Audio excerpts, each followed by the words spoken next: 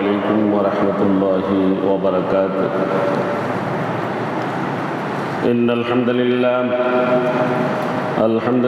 الأكرم الذي خلق الإنسان وكرم وعلمه من البيان ما لم يعلم فسبحان الذي لا يحصى امتنانه باللسان ولا بالقلم ونشهد أن لا إله إلا الله وحده لا شريك له ونشهد أن سيدنا وحبيبنا وشفيعنا ومولانا محمدا عبده ورسوله الذي أرسله بالحق بشيرا ونذيرا وداعيا إلى الله بإذنه وسراجا وقمرا منيرا فقد قال الله تعالى في كلامه المجيد وفرقانه الحميد أعوذ بالله من الشيطان الرجيم بسم الله الرحمن الرحيم وإذ جعلنا البيت مثابة للناس وأمنا واتخذوا من مقام إبراهيم مصلى وعهدنا إلى إبراهيم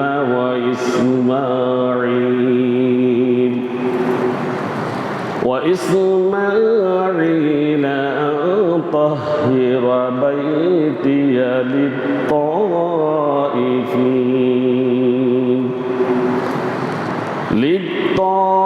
للطائفين والعاكفين والركع السجود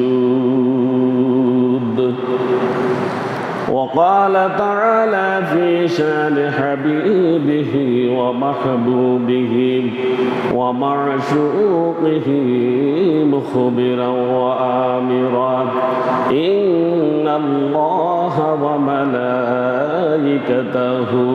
يصلون على النبي يا أيها الذين آمنوا صلوا عليه وسلموا تسليما اللهم صل على سيدنا مولانا محمد وعلى آل سيدنا مولانا محمد محبতের সাথে সকলে জোরে পড়ি আল্লাহুম্মা সাল্লি আলা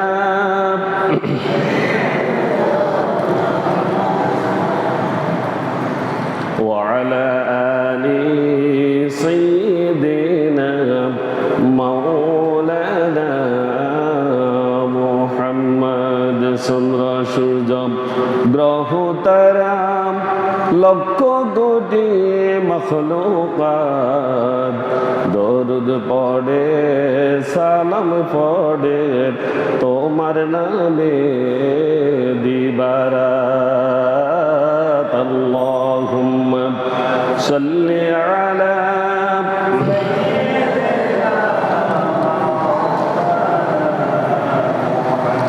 وعلى آل سيدنا مولانا محمد بلغ العلا بكماله كشف الدجى بجماله حسنت جميع خصاله صلوا عليه कुछ मिले अना मिले मोहम्मद मिले यानी वो शई जिसे अल्लाह मिले बलागल उला बिकमालिही कशफद्दुजा बिजमालिही हसनत जमीउ खसालिही सल्लु अलैहि वालिही मुहम्मदुन सय्यदुल कौनैन वस्सक़लैन والفريقين من عرب ومن عجم بلغ العلا بكماله كشف الدجى بجماله حسنت جميع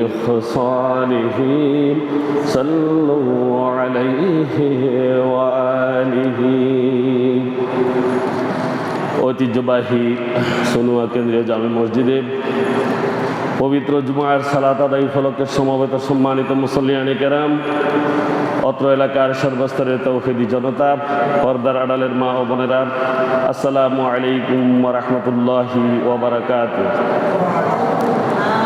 মহান আল্লাহ রাব্বুল আলামিনের শুকরিয়া আদায় করছি যে আল্লাহ সুবহানাহু ওয়া তাআলা আমাদেরকে আগেভাগে মসজিদে সমবেত হওয়ার তৌফিক এনায়েত করেছেন। প্রত্যেকে অন্তর থেকে পড়ি আলহামদুলিল্লাহ। দরুদ ও সালাম পেশ করছি বিশ্ব মানবতার মুক্তির দূত, সর্বকালের সর্বশ্রেষ্ঠ মহামানব, মানবতার বন্ধু হযরত মুহাম্মদ রাসূলুল্লাহ সাল্লাল্লাহু আলাইহি ওয়াসাল্লামের প্রতি, যাকে আল্লাহ রাব্বুল আলামিন এই বিশ্ববাসীর জন্য রহমত হিসেবে প্রেরণ করেছেন। সকলে আবার পড়ি সাল্লাল্লাহু আলাইহি ওয়াসাল্লাম। সম্মানিত হাজিরিন, আজ হচ্ছে 5ই জিলকাদ 1447 হিজরি, 11ই বৈশাখ 1433 বঙ্গাব্দ, 24শে এপ্রিল 2026 খ্রিস্টাব্দ। আজ ফেনীতে সূর্য উদয় হয়েছে 5টা 27 মিনিটে, দুপুর হয়েছে 11টা 48 মিনিটে, জুমার ওয়াক্ত শুরু হয়েছে 11টা 54 মিনিট থেকে। আজ সূর্য অস্ত যাবে 6টা 19 মিনিটে। সম্মানিত হাজিরিন, আমাদের আজ আলোচনার বিষয় হচ্ছে হজের গুরুত্ব এবং ফজিলত। সম্মানিত হাজিরিন, হজ হচ্ছে ইসলামের খুবই গুরুত্বপূর্ণ স্তম্ভ। মুসলিম জাতির মধ্যে ঐক্য, সংহতি, তাদের সমর্থন, সহমর্মিতা, তাদের মধ্যে সাম্য, ভ্রাতৃত্ববোধ এবং ভ্রাতৃত্বের বন্ধন সৃষ্টি এবং এই সকল সুযোগ বৃদ্ধিতে বিশ্ব সম্মেলন হিসেবে এই হজের গুরুত্ব অপরিসীম। এই হজের সময় পুরা বিশ্বের মুসলিমরা একত্রিত হয় মক্কা শরীফে, ঠিক কিনা? সবাই, পুরা বিশ্বের সবাই একত্রিত হয় বিদায় এটাকে মুসলিম বিশ্বের মহাসম্মেলন বলা হয়। মানুষের অন্তরের কামনা বাসনা, দুনিয়ার প্রভাব, দুনিয়ার সাজসজ্জা সব কিছু ত্যাগ করে মহা সর্বশক্তিমান আল্লাহর সাথে একাগ্রতার সাথে একনিষ্ঠভাবে আল্লাহর সে বন্ধন অর্জন এবং নির্জনতার মধ্যে পবিত্র স্থানে আল্লাহকে স্মরণ করার অন্যতম মাধ্যম হচ্ছে এই হজ। ব্যক্তিগত ও সামাজিকভাবেও এর প্রভাব বর্ণনা করে শেষ করা সম্ভব নয়। আল্লাহ রাব্বুল আলামিনের নৈকট্য লাভ, নিজের আত্মাকে পরিশুদ্ধকরণ, নিজের আধ্যাত্মিক উন্নতি, আত্মিক উন্নতি, ইসলামী মূল্যবোধ অর্জন, ক্ষমা ও পুরস্কার লাভের এক অপরিহার্য উপাদান হচ্ছে এই হজ। সম্মানিত হাজিরিন, মহান আল্লাহ পাক রব্বুল আলামিন হজ ফরজ করেছেন। ফরজ হওয়ার দলিল হিসেবে আল্লাহ রাব্বুল আলামিন পবিত্র কোরআনুল কারীমের সূরা আল ইমরানের 97 নং আয়াতে ইরশাদ করেছেন, ওয়ালিল্লাহি আলান নাসি হিজ্জুল বাইতি মান ইসতাতা ইলাইহি সাবিলা। আর আল্লাহর উদ্দেশ্যে এই গৃহের হজ করা ওই সকল ব্যক্তির উপরে ফরজ করা হলো যারা সেই কাবা শরীফে যাওয়া আসা এবং পরিবারের ভরণ পোষণের সামর্থ্য রাখে। অর্থাৎ যাওয়া থেকে আসা, এটার ব্যয় বহন করা, এবং তিনি সেখানে হজে থাকাকালীন তার পরিবারের ব্যয় ভরণ পোষণের ব্যয় বহন করার সামর্থ্য যার কাছে আছে তার উপরে হজ ফরজ। সম্মানিত হাজিরিন, অপর আয়াতে আল্লাহ রাব্বুল আলামিন বলেছেন, বিসমিল্লাহির রহমানির রহিম ওয়াআযযিন ফিন নাসি বিল হজ্জি ইয়াতুকা রিজালান ওয়া আলা কুল্লি দামিরিন ইয়াতিনা মিন কুল্লি ফাজ্জিন আমিক। আল্লাহ রাব্বুল আলামিন বলেছেন, ওয়াআযযিন ফিন নাসি বিল হজ, আর মানুষের মধ্যে তোমরা হজের ঘোষণা দাও। ওয়াআযযিন, হজের ঘোষণা দাও। হযরত ইব্রাহিম আলাইহিস সালাম এবং ইসমাঈল আলাইহিস সালাম যখন কাবাঘর নির্মাণ করলেন, নির্মাণ করার পর আল্লাহ পাক রব্বুল আলামিন ঘোষণা করলেন, ওয়াআযিন, তোমরা ঘোষণা করে দাও, ফিন নাসি, মানুষদের মাঝে, বিল হজ্জে, হজের। এই কথা কে বলছেন? আল্লাহ হযরত ইব্রাহিম এবং ইসমাঈলকে আদেশ দিলেন, তোমরা ঘোষণা করে দাও হজের। কিসের? হজের। তো এই হজের ঘোষণা, এই আয়াত কি জন্য নাজিল হয়েছে? যখন হজের ঘোষণা দিতে আল্লাহ রাব্বুল আলামিন বলেছেন, তখন হযরত ইব্রাহিম আলাইহিস সালাম বললেন, হে আল্লাহ, আমি যদি এখানে ঘোষণাটা দিই, এখানে যদি ঘোষণা দিই, কে শুনবে? কে শুনবে? এটা তো আমার আওয়াজ তো বেশি পৌঁছবে না। মহান আল্লাহ পাক রব্বুল আলামিন বললেন, তুমি শুধু এখানে উঠে ঘোষণা করে দাও, আর আমি আমার বান্দাদের এখন থেকে যারা কিয়ামত পর্যন্ত যারা জন্মগ্রহণ করবে তাদের অন্তরের মধ্যে আমি হজের ঘোষণা ঢুকিয়ে দেব। সুবহানাল্লাহ। হজের ঘোষণা ঢুকিয়ে দেব। এটার দায়িত্ব তোমার নয়, তোমার দায়িত্ব ঘোষণা দেয়া। তোমার দায়িত্ব কি? ঘোষণা দেয়া। তুমি ঘোষণা দাও ফিন নাসি, মানুষদের মাঝে, বিল হজ্জ, হজের। এই ঘোষণা দেওয়ার পরে তারা পৃথিবীর যেই কোনো প্রান্ত থেকে এখানে তারা পায়ে হেঁটে আসবে। কিভাবে আসবে? পায়ে হেঁটে আসবে। কাছাকাছি থাকলে পায়ে হেঁটে যায় কিনা? যায়। আর একটু দূরে থাকলে হয়তো আরো যানবাহন লাগে, আরো দূরে থাকলে আরো লাগে। এখন বিমান হয়েছে, তখন উট ছিল, ঘোড়া ছিল, বিভিন্ন রকমের যানবাহন আছে। এগুলোর করে এই তোমার ঘোষণার পরে এখানে আনার দায়িত্ব আমি আল্লাহ সুবহানাহু ওয়া তাআলার। সুবহানাল্লাহ। এটার দায়িত্ব কার? আমার। ইয়াতুকা রিজালান, তারা এখানে হজ করার জন্য আসবে পায়ে হেঁটে। ওয়া আলা কুল্লি দাবিরিন, আর সব যেই সকল উটগুলো আছে, ওই উটগুলোর করে তারা এই মক্কায় আসতে আসতে সেগুলো জীর্ণ শীর্ণ হয়ে যাবে, দুর্বল কৃষকায় হয়ে পড়বে। ওই সকল পথ ক্লান্ত, ওই সকল জীর্ণ শীর্ণ উটে করে তারা এই মক্কা মুকাররমায় পৌঁছে যাবে। সুবহানাল্লাহ, সুবহানাল্লাহ। পৌঁছবে। ইয়াতিনা মিন কুল্লি ফাজ্জিন আমিক, আর আল্লাহ বলছেন তারা আসবে এখানে বহু দূর দূরান্ত থেকে, এবং যেই পথ দিয়ে আসবে এই পথগুলো হবে গভীর পর্বত সংকুল পথ। গভীর পর্বত সংকুল পথ পাড়ি দিয়ে তারা এখানে আসবে। তোমার কাজ শুধু ঘোষণা দেয়া। তোমার কাজ কি? ঘোষণা দেয়া। আর বাকি কাজ কি? আমার। এক নম্বর কি বলছেন? আল্লাহ বলছেন যে আমি একদম কিয়ামত পর্যন্ত সমস্ত মানুষের হৃদয়ে এই হজের কথা পৌঁছে দেব তোমার ঘোষণার পরে। এরপরে তারা এখানে ছুটে আসবে, পায়ে হেঁটে আসবে, তারা ক্লান্ত শ্লান্ত উটের ফিটে করে তারা এখানে আসবে, এবং তারা গভীর দূর দূরান্ত থেকে আসবে, বহু দূর দূরান্ত থেকে আসবে। গভীর পাহাড়গুলো তারা পর্বত সংকুল পথ পাড়ি দিয়ে, দুর্গম পথ পাড়ি দিয়ে তারা এখানে এসে পৌঁছে যাবে। সুবহানাল্লাহ। এরপর আল্লাহ রাব্বুল আলামিন পবিত্র কোরআনে আর উল্লেখ করেছেন, আল্লাহ রাব্বুল আলামিন সূরা বাকারার 125 নং আয়াতে ইরশাদ করেছেন, ওয়া ইয জাআলনাল বাইতা মাসাবাতাল লিন-নাসি ওয়া আমনা ওয়াত্তাখিযু মিন মাকামি ইব্রাহিম إبراهيم مصلى وعهدنا إلى إبراهيم وإسماعيل أن طهر بيتي للطائفين والعاكفين والركع السجود. এরপর আল্লাহ রাব্বুল আলামিন বলেন وَإِذْ جَعَلْنَا الْبَيْتَ مَثَابَةً لِلنَّاسِ وَأَمْنًا, আর যখন আমরা এই বাইতুল্লাহ বা কাবা গৃহকে মানুষের জন্য মিলন কেন্দ্র এবং নিরাপদ স্থান হিসেবে নির্ধারণ করলাম, আল্লাহ রাব্বুল আলামিন বলেছেন ওয়াইজ জাআলনা, এবং আমি নির্ধারণ করলাম এই কাবাকে আল্লাহ রাব্বুল আলামিন ইবাদতের জন্য কি করেছেন? নির্ধারণ করেছেন। কি করেছেন? এই বাইত, এই কাবা গৃহকে মাসাবাতান, বারবার ফিরে আসার স্থান হিসেবে, প্রত্যাবর্তনের স্থান হিসেবে মানুষ যাবে, কিন্তু যাওয়ার পর তাদের অন্তর আবার এই কাবার দিকে থাকবে। সুবহানাল্লাহ।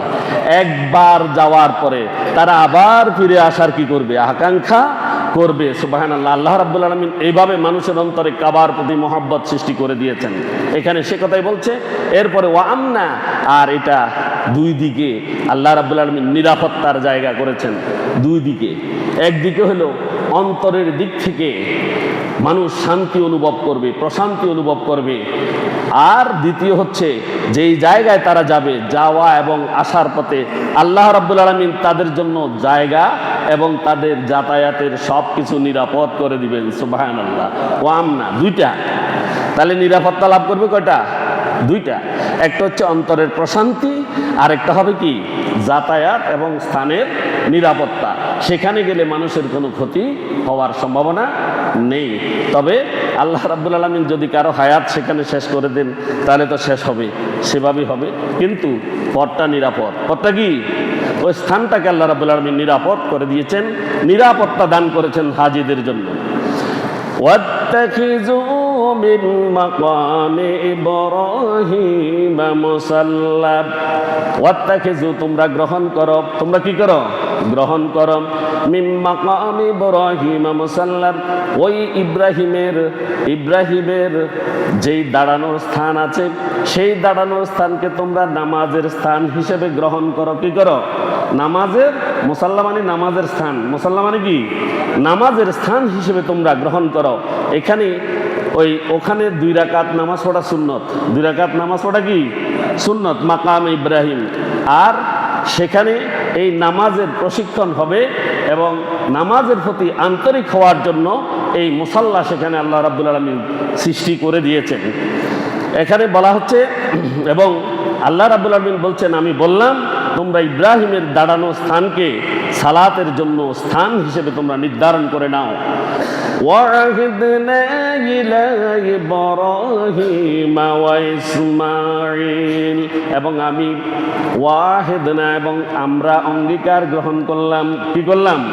অঙ্গীকার গ্রহণ করলাম, ওয়াদা নিলাম, ইলা ইব্রাহিম, ইব্রাহিম আলাইহিস সালাম থেকে, ওয়া ইসমাঈল, এবং ইসমাঈল আলাইহিস সালাম থেকে। এই দুজন থেকে আল্লাহ রাব্বুল আলামিন কি করেছেন? অঙ্গীকার গ্রহণ করেছেন। কিসের অঙ্গীকার? আতাহিরা বাইতিয়া লিত-তাইফিনা ওয়াল-আকিফিনা ওয়ার-রুকআইস সুজুদ। এখানে বলছে তাহিরা, তারা পবিত্র করবে, তোমরা পবিত্র করো। এটা আল্লাহ ওয়াদা দিয়েছেন, এই ঘরটাকে পবিত্র করো। কিভাবে পবিত্র করবে? পবিত্র কিভাবে হয়? গোসল করলে পবিত্র নাকি? গোসল করলে পবিত্র হয়ে যায়? অজু করলে পবিত্র হয়নি? অজু আর গোসল হচ্ছে সালাতের জন্য পবিত্রতা, কিন্তু প্রকৃত পবিত্রতা কি? অন্তরের নেফাকিয়ত থেকে পবিত্রতা। মানুষের অন্তর কুলসিত, আল্লাহ বাদে অন্য কারো সুপারিশ, অন্য কাউকে বড় হিসেবে গ্রহণ করা, কেউ তার সাহায্যকারী এটা গ্রহণ করা, কেউ তার রিজিক দাতা গ্রহণ করা, এগুলো যদি গ্রহণ করে সে কি পবিত্র?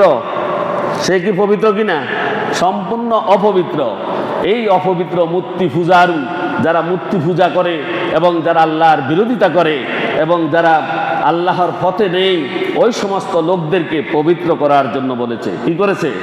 আনতাহরা, তাদেরকে তোমরা পবিত্র করো। আর কি করবা? বাইতিয়া, আমার ঘরকে পবিত্র করো। এখন আল্লাহর ঘরে কি পবিত্র কিভাবে করবে? আল্লাহর ঘরের ভিতরে মূর্তি আসিল নি? আসিল নি? মূর্তি পূজা করার ব্যবস্থা হয়েছিল নি? এতরা কেউ কেউ পূজা করতো ল্যাংটা, চারদিকে কাপড় চোপড় নাই, এরকম ভাবে কাপড় চোপড় নাই, তারা পূজা করতো, এই তওয়াফ করতো। এটা থেকে পবিত্র করতে বলছে। কি করছে? এটা থেকে পবিত্র করতে বলছে। আর যত সব মূর্তি পূজা বা ইসলামে যা নেই ওই নিষিদ্ধ কাজগুলো থেকে পবিত্র করার জন্য বলছে আল্লাহর ঘরকে। এরপরে এটা কাদের জন্য করবে? লিত্তাইফিনা, যারা তওয়াফ করবে, যারা কি করবে? তাওয়াফ করবে, তাদের জন্য, ওই তাওয়াফকারীদের জন্য এই ঘরকে পবিত্র করবে। এরপরে বলছে ওয়াল আকিফিন, এক নম্বরে তাওয়াফকারী, দুই নম্বরে আকিফিন, যারা ইতিকাফ করবে, যারা ইতিকাফ করবে বা অবস্থান করবে তাদের জন্য। ওয়ার রুকআইস সুজুদ, রুকু এবং সিজদাকারীদের জন্য, রুকু এবং সিজদাকারীদের জন্য এটা পবিত্র করার জন্য হযরত ইব্রাহিম এবং ইসমাঈল আলাইহিস সালামকে আল্লাহ রাব্বুল আলামিন কি করেছেন? আদেশ করেছেন এবং তাদের কাছ থেকে তিনি অঙ্গীকার গ্রহণ করেছেন। তাহলে কাবার ঘর নির্ধারণ কে করে দিয়েছে?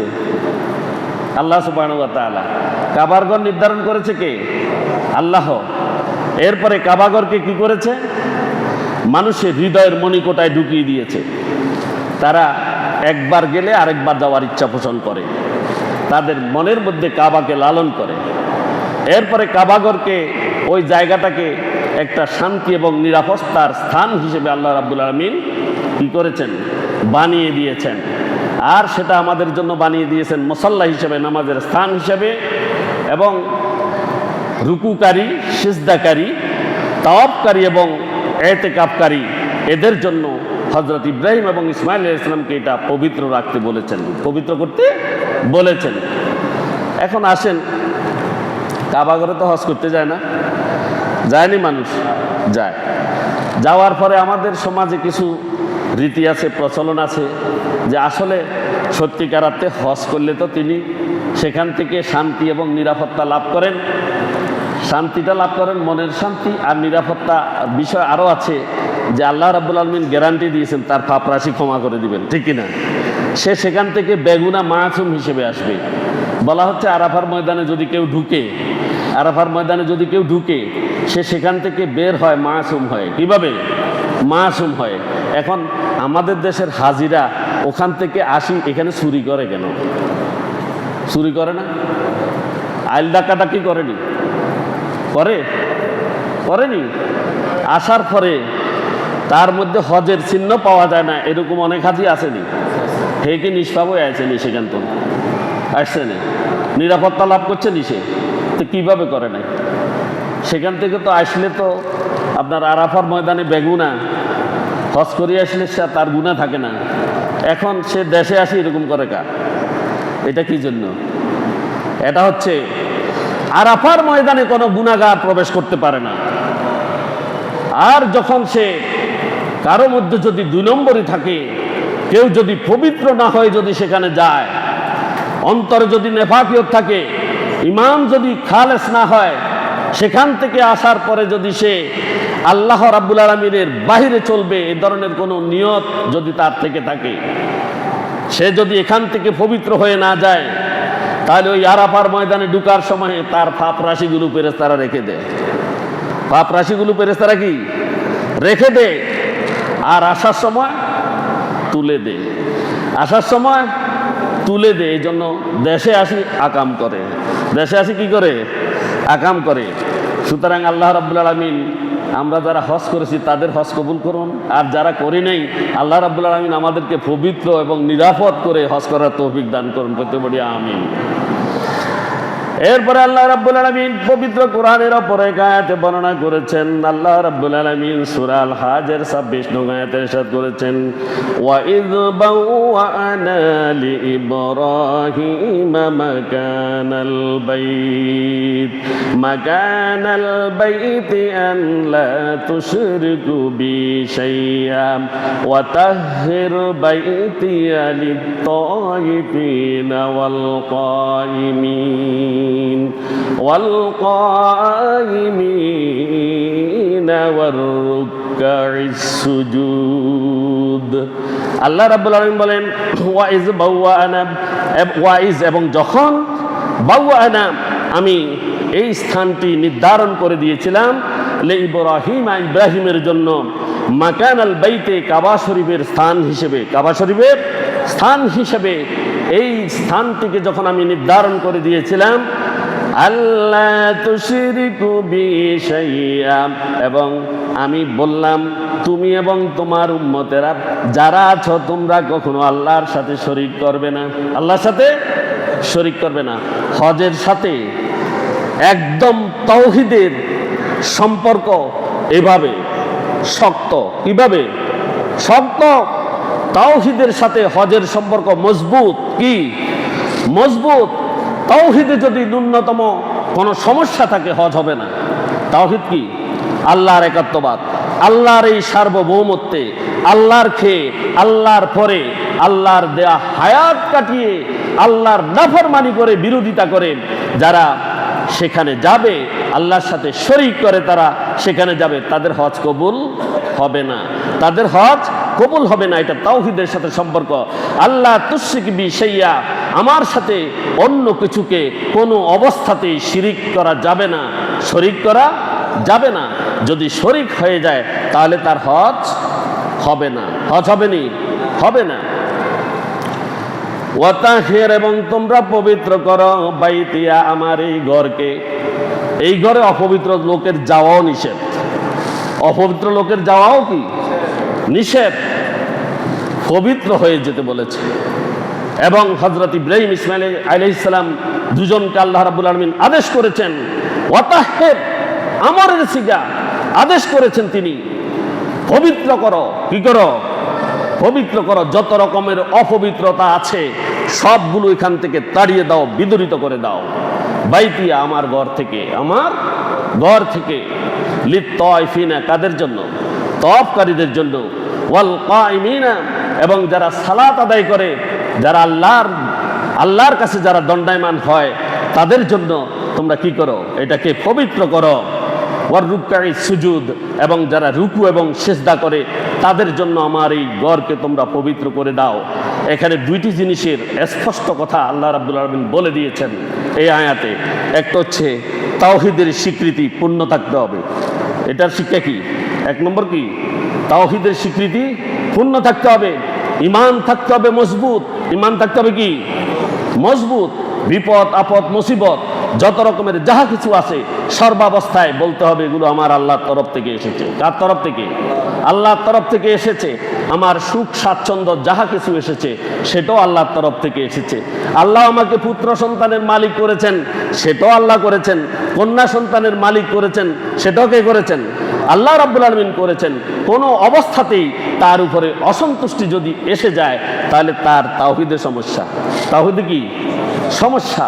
ঈমানকে পরিশুদ্ধ করতে হবে। আরেকটা হচ্ছে পবিত্রতা। আরেকটা কি? পবিত্রতা। মনটাকে একদম খালেসভাবে আল্লাহর জন্য করে নিতে হবে। সেখানে কোনো অপবিত্রতা থাকবে না, যাতে কোনো অবস্থাতেই আল্লাহর সাথে শিরিক হয়ে যায় এমন কোনো কাজ করা যাবে না। আল্লাহর শক্তির সামনে পৃথিবীর সমস্ত শক্তি কি? বাতিল। সবগুলো কি? বাতিল। সেখানে কাউকে প্রায়োরিটি দেওয়া, আল্লাহর বিরুদ্ধে আচরণ করা, এই দুইটা স্পষ্ট এখানে নিষেধ করা হয়েছে। যারা করে আর মক্কাতে যায়, মানে আমি ওই হজ করছে 3 বার। কয়বার হজ করেছে? কয়বার? 3 বার।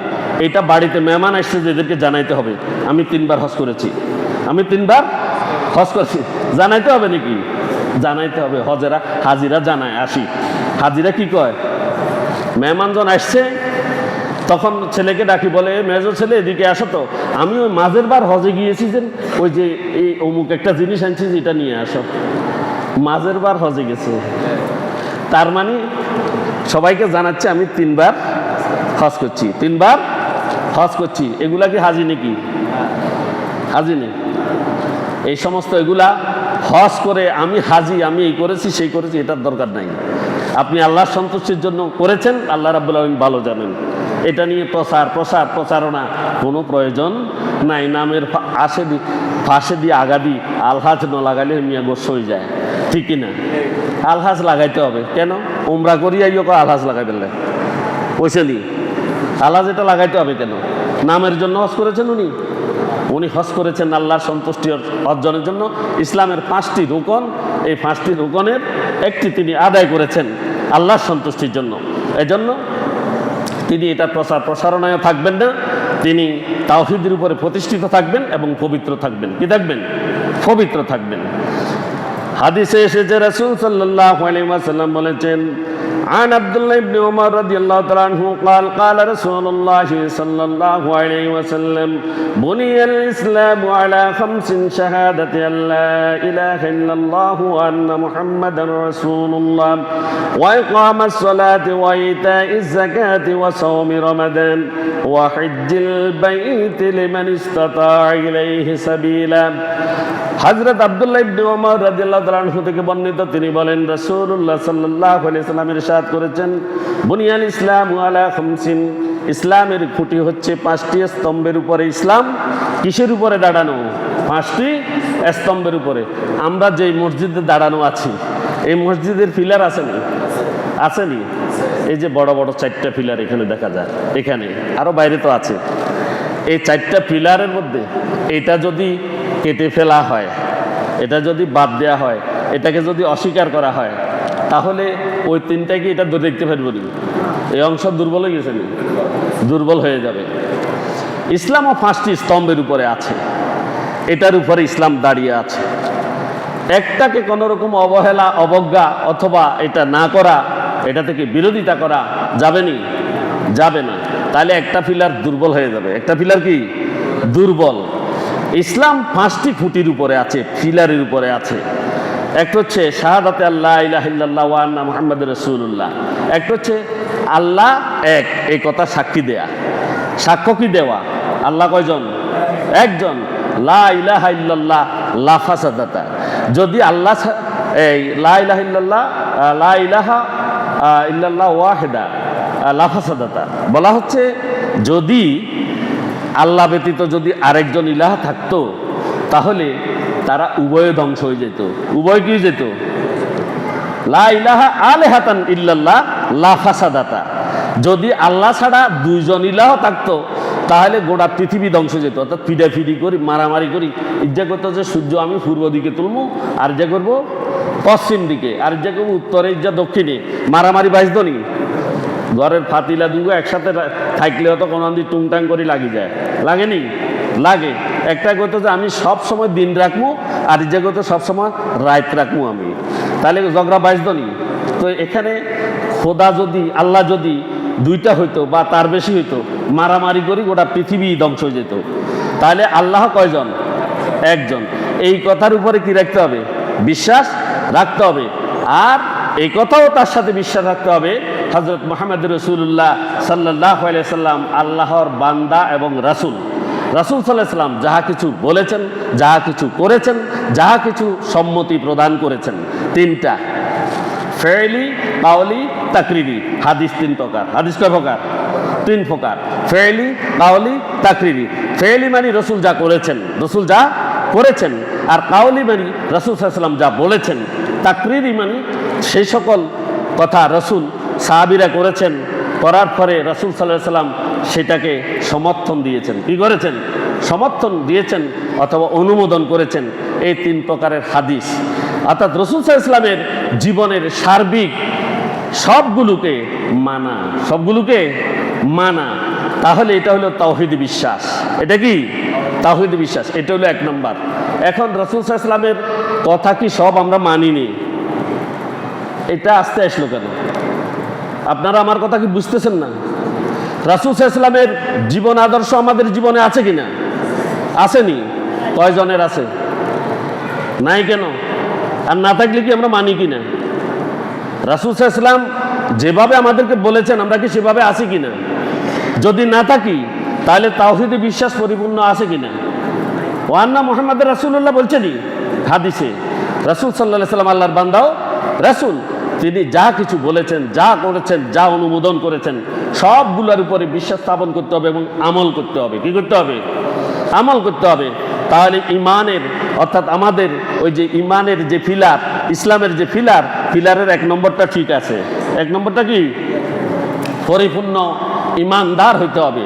পরিপূর্ণ ইমানদার হইতে হবে। কোরআন এবং হাদিসের কোনো কিছু নিজের জীবন থেকে বাদ যাবে না। আমল করতে পারলেন না, চুপ করে থাকবেন, কিন্তু বিরোধিতা করবেন, তাহলে ইমান কি? শেষ। এটা খেয়াল করতে হবে। দ্বিতীয় নাম্বার হচ্ছে ওয়া ইকামাস সালাত, সালাত প্রতিষ্ঠা করবেন। একামা মানে প্রতিষ্ঠা করা। একামা মানে এই কথা নয় যে আপনি পড়বেন, এটা নয়। একামা মানে কি? প্রতিষ্ঠা করা। আপনি নিজে পড়বেন, পরিবার পড়বে, ছেলে সন্তান পড়বে, সমাজ পড়বে, রাষ্ট্রীয়ভাবে প্রতিষ্ঠার চেষ্টা করবেন। রাষ্ট্রীয়ভাবে প্রতিষ্ঠার চেষ্টা করবেন, এটাকে বলা হয় ইকামাস সালাহ। আর এই প্রচেষ্টা যদি ঠিক থাকে, নিজে নামাজ পড়ি, নিজের পরিবার যদি সালাতের দিকে আকৃষ্ট করি, তাদেরকে সালাত পড়ানোর আদেশ নির্দেশ দিই এবং বাধ্য করি, তাহলে দ্বিতীয় নাম্বার রোকন প্রতিষ্ঠিত হইল। দ্বিতীয় নাম্বার রোকন কি হইল? প্রতিষ্ঠিত হইল। ওয়াইতাই যাকাত, যাকাত প্রদান করা। যাকাত প্রদান করা বা আদায় করা দুইটা। একটা নিজে আদায় করবেন, আরেকটা কি করবেন? নিজে প্রদান করবেন, আরেকটা আদায় করবেন। আদায় করে, এটা ইসলামী রাষ্ট্রের কার্য। আমাদের দেশে তো যে যাকাতের বিষয়ে আলোচনার সময় মনে বলছিলামও আমি, যে যাকাত তো অনেকে খায়। যাকাত অনেকে কি খায়, কেমনে খাই ফেলতেছে নিজেই জানে না। কারণ আরেকজনের সম্পদ সে লুট করে খায়। খায় কি না? খায়। তো সে তার সম্পদের ভিতরে সেখানে হয়তো যাকাত আছে, তাহলে যাকাতের টাকাও সে খেয়ে ফেলতেছে। ঠিক কি না? বিপদ। তাহলে যাকাত যদি পরিশুদ্ধভাবে যদি দান করা হয়, তাহলে 3 নম্বর খুঁটি ঠিক হয়। ওয়াসাউমি রমাদান, রমজানে রোজা। রমজানে রোজা পরিপূর্ণ 30টা হোক 29টা হোক, যেটা রোজা হয় খালেসভাবে অন্যান্য আমলের সাথে তাকওয়ার সাথে যখন এই রোজা রাখা হয়, তখন 4 নম্বর খুঁটি ঠিক হয়। 4 নম্বর খুঁটি কি হয়? ঠিক হয়। 5ম নম্বর খুঁটি হচ্ছে ওয়াহিজ্জিল বাইতে, বাইতুল্লাহ হজ করা। বাইতুল্লাহ হজ করা। এখন বাইতুল্লাহ সামর্থ্যবান ব্যক্তির উপরে হজ করা ফরজ। লিমান ইসতাতা ইলাইহি সাবিলা, যার যাওয়া আসার খরচ বহন করা সামর্থ্য আছে, সে ব্যক্তি হজ করবে। এইরকম বহু লোক আপনাদের দৃষ্টিতে আছে, সব কিছু আছে কিন্তু হজ করছে না। আছেন এরকম? আছে। এদেরকে বলবো যে আপনারা অতি সত্বর হজ করে ইসলামের 5ম রোকনটি আপনারা ফিল আপ করুন। এই 5টা রোকনের উপর ইসলাম প্রতিষ্ঠিত। এটাকে প্রতিষ্ঠা করা আমাদের দরকার আছে কি নেই? আছে। আল্লাহ রাব্বুল আলামিন আমাদেরকে 5টি রোকন পূরণ করার তৌফিক দান করুন, প্রত্যেক বলি আমিন। হাদিসে জিব্রাইলে ঈমান ও ইসলাম সম্পর্কে প্রশ্ন সম্বলিত হাদিসে আছে, রাসূল সাল্লাল্লাহু আলাইহি সাল্লাম বলেন, আল ইসলামু আন নাশহাদা আন্না লা ইলাহা ইল্লাল্লাহ ওয়া আন্না মুহাম্মাদুর রাসূলুল্লাহ ওয়া তুকিমাস সালাতা ওয়া তুতিজ যাকাত ওয়া তাসুমু রমাদান ওয়াল হজ্জুল বাইত মান ইসতাতা ইলাইহি সাবিলা। বলা হচ্ছে ইসলাম হলো যে আপনার এই কথা সাক্ষ্য দেয়া যে আল্লাহ ব্যতীত প্রকৃত কোনো উপাস্য নাই। আল্লাহ ব্যতীত কোনো প্রকৃত উপাস্য নাই। মুহাম্মদ সাল্লাল্লাহু আলাইহি ওয়াসাল্লাম তার রসুল। 2 নম্বর হচ্ছে সালাত কায়েম করা। 3 হচ্ছে যাকাত প্রদান করা। 4 হচ্ছে রমজানের রোজা পালন করা। 5 হচ্ছে বাইতুল্লাহ পর্যন্ত পৌঁছানোর যদি সামর্থ্য থাকে তাহলে হজ পালন করা। এটা মুসলিম শরীফের হাদিস। عن أبي هريرة رضي الله تعالى عنه قال خطبنا رسول الله صلى الله عليه وسلم فقال يا أيها الناس قد فرض الله عليكم الحج فحجوا। হযরত আবু হুরায়রা রাদিয়াল্লাহু তাআলা আনহু থেকে বর্ণিত, তিনি বলেন রাসূলুল্লাহ সাল্লাল্লাহু আলাইহি ওয়াসাল্লাম ইরশাদ করেছেন, আমাদের মাঝে যখন তিনি ভাষণ দিচ্ছিলেন তখন তিনি বলছেন, হে মানব মণ্ডলী, তোমাদের উপরে হজ ফরজ করা হয়েছে, সুতরাং তোমরা হজ আদায় করো। কি করো? হজ আদায় করো। এটা রাসূল সাল্লাল্লাহু আলাইহি সাল্লামের নির্দেশ। হজ এটার গুরুত্ব আছে কিনা? এটার শরঈ কোনো গুরুত্ব আছে? আছে। পবিত্র হজ এর শরঈ বিধান হওয়ার পিছনে অনেক গুরুত্ব এবং রহস্য রয়েছে। সেই রহস্যগুলো অনেক, এটা তো একদিনে সম্ভব নয়, শেষ করে দিব ইনশাল্লাহ। পরে আমরা আরও আছে, তো সময় তো আছে, কোরবান পর্যন্ত আছে, চালাই যেতে পারবো ইনশাল্লাহ। এক নম্বর হচ্ছে আল্লাহ রাব্বুল আলামিনের একাত্মবাদ প্রতিষ্ঠা করা। হজের শরঈ বিধানগুলোর মধ্যে এক নম্বর হচ্ছে কি? হজের শরঈ বিধান আল্লাহর একাত্মবাদ প্রতিষ্ঠা করা। কোরআনে আল্লাহ পাক রব্বুল আলামিন বলেছেন, وَإِذْ بَوَّأْنَا لِإِبْرَاهِيمَ مَكَانَ الْبَيْتِ أَلَّا تُشْرِكْ بِي شَيْئًا وَطَهِّرْ بَيْتِيَ لِلطَّائِفِينَ وَالْعَاكِفِينَ وَالرُّكَّعِ السُّجُودِ وَأَذِّنْ فِي النَّاسِ بِالْحَجِّ يَأْتُوكَ رِجَالًا وعلى كل ضامر يأتين من كل فج عميق। এটা হজের আয়াত। এটা আমি আগেই বলেছি যে আল্লাহ রাব্বুল আলামিন হযরত ইব্রাহিম আলাইহিস সালামকে দিয়ে বাইতুল্লাহ তৈরি করেছেন এবং তিনি বলেছেন যে তোমরা এই কথা দাওয়াত দাও যে আমার সাথে যেন কেউ শরীক না করে। সাবধানতা, আমার সাথে যেন কেউ শরীক না করে, কোনো অবস্থাতে শরীক করতে পারবে না। এবং আমার গৃহকে তোমরা তাওয়াফকারী, রুকুকারী, সিজদাকারী এবং সালাত আদায়কারীদের জন্য তোমরা পবিত্র করে দাও। আর মানুষের মাঝে তোমরা হজের ঘোষণা দিয়ে দাও। তারা তোমাদের কাছে যখন এই ঘোষণা তোমরা দিবা, এটা আমি আগেই বলেছি, অনেকে আসেন নাই তখন, যে হযরত ইব্রাহিম বললেন আমি যে ঘোষণা দিব এটা শুনবে কে? এটা শুনবে কতটুকু যাইবে? তখন আল্লাহ বলছেন তোমার কাজ তুমি ঘোষণা দাও, আর আমার কাজ হলো যে যারা জন্মগ্রহণ করবে কিয়ামত পর্যন্ত তাদের অন্তরে আমি হজের প্রতি মহব্বত সৃষ্টি করে দিব। সুবহানাল্লাহ। এইভাবে তারা সেখানে পায়ে হেঁটে, জীর্ণকায় উঠে করে, অথবা বহু দূর দূরান্ত থেকে তারা গভীর পর্বত সংকুল পথ পাড়ি দিয়ে সেখানে উপস্থিত হবে। তাহলে হজের শরঈ বিধান কি? এক নম্বর কি? তাওহীদ প্রতিষ্ঠা। এক নম্বর কি? তাওহীদের প্রতিষ্ঠা। দুই নম্বর পরকাল এবং কিয়ামতের দিন আল্লাহর সামনে যে হাজির হতে হবে এই কথা স্মরণ করা। এই কথা কি? স্মরণ করা। তৃতীয় নাম্বার হচ্ছে সর্বশক্তিমান আল্লাহর প্রতি নিজের সমস্ত প্রয়োজনীয়তা কি করা? পেশ করা। প্রয়োজনীয়তা পেশ করা।